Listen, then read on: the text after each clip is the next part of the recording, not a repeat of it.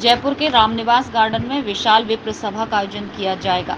सर्व ब्राह्मण महासभा के संरक्षक एस.सी. गणेशिया ने प्रेस वार्ता कर धौलपुर जिले के ब्राह्मण समाज के लोगों से अधिक संख्या में पहुंचने की अपील की।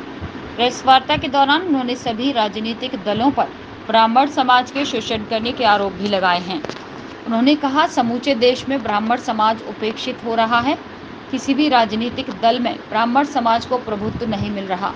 उन्होंने कहा, जयपुर के रामनिवास गार्डन में 3 सितंबर को विशाल ब्राह्मण सभा का आयोजन किया जाएगा। समाज के वक्त प्रमुखता से अपनी बातें रखेंगे। उन्होंने बताया, विदेश में प्रवासी भारतीय लोग भी जयपुर के कार्यक्रम में शिरकत करेंगे। देश के राजनेता अभिनेताओं के साथ ब्राह्मण समाज की नामचीन हस्तियां विप्र सम्मेलन में भाग लेंगी। उन्होंने बताया, वर्तमान समय में ब्राह्मण समाज सबसे ज्यादा शोषित हो रहा है। आरक्षण पर भी समाज के लोगों के साथ रायशुमारी की जाएगी। प्रेस वार्ता के दौरान महासभा के जिला अध्यक्ष लव कुश शर्मा, युवा नेता एडवोकेट प्रशांत हुंडावाल, अनुराग मुदगल, राकेश वेशांधर, संजय उपाध्याय, राम शर्मा, ऋषिकेश भारद्वाज, अवधेश उपाध्याय, सौरभ उपाध्याय सहित समाज के लोग मौजूद रहे। सबसे पहले मैं अपने पत्रकार बंधुओं के लिए नमस्कार करता हूं।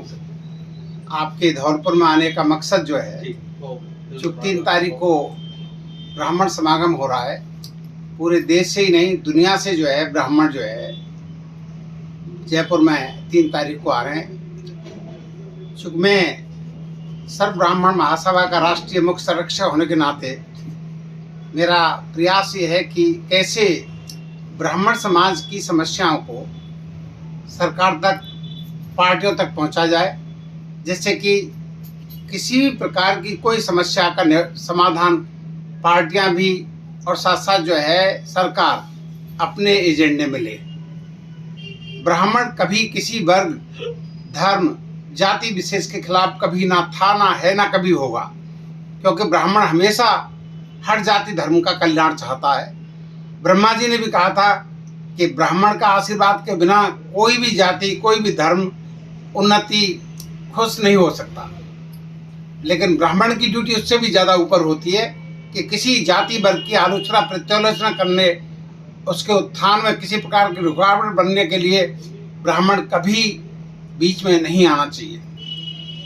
साथ साथ लेकिन ब्राह्मणों के साथ साथ जहाँ जहाँ जो अन्याय हो रहे हैं, आप लोग देख रहे हो कि बिना किसी कारण के ब्राह्मण्स को उठा करके जो है तमाम ऐसे मुकदमे लगा दिए जाते हैं जिन मुकदमों का कोई अर्थ नहीं होता और आगे जाकर उनमें एफआईआर लगती है।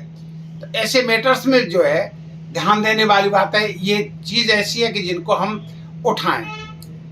दूसरे आरक्षण की जहाँ पर बात है, मैं आपको बताऊं कि हमारे देश की उन्नति एक ऐसी स्थिति है कि कोई भी देश जब तक उन्नति की तरफ अग्रसर नहीं हो सकता, जब तक वहाँ पर उसमें मेरिट नहीं हो। मेरिटोरियस हमारे बच्चे जो है देश छोड़ करके विदेशों में जाकर के सेवाएं दे रहे हैं, दूसरे देशों की उन्नति कर रहे हैं, ये हमारा दुर्भाग्य है। हमारे बच्चे, हर जाति हर धर्म के बच्चों के लिए कहूँगा कि बेस्ट एजुकेशन के लिए सरकार प्रयास करे। अगर गरीब किसी भी जाति का, किसी भी धर्म का बच्चा गरीब है, तो गरीब बच्चे के लिए भी हर जाति धर्म के बच्चे को बेहतर से बेहतर इंस्टीट्यूट खोले, बेहतर से बेहतर शिक्षा दें। लेकिन ऐसी स्थिति नहीं आए कि जहाँ पर जो है जब लगता है कि साहब मेरिट की स्थिति आते हैं, मेरिट में जो है किसी प्रकार का खिलवाड़ नहीं करें। वो बच्चे जो है, जो किसी भी जाति, किसी भी धर्म के, वो बच्चे भी मेरिटोरियस हों, उनके लिए बेस्ट एजुकेशन देने से, अच्छी एजुकेशन के साथ साथ उनके सामने आर्थिक परेशानी ना हो और अच्छे इंस्टीट्यूशन में जाएंगे तो वो बच्चे भी मेरिटोरियस होंगे। देश का कल्याण तभी होगा। इस समय जो 3 तारीख का जो मेन मुद्दा है, उस मुद्दे में कहना हम यही चाहते हैं कि जो 10% आरक्षण जो है इन्होंने दिया है, 10 को हम 14 करने की बात करते हैं। हम कहते हैं या तो आप आरक्षण किसी को मत दो, आप सबके लिए, हर जाति हर धर्म के लिए आप संसाधन पैदा करो, हर जाति हर धर्म के लिए बेस्ट एजुकेशन दो, हर जाति हर धर्म के बच्चों के लिए आप ज़्यादा से ज़्यादा आप वो स्थितियाँ पैदा करो जिससे उन बच्चों के लिए कहीं कोई जीवन में रुकावट नहीं आए।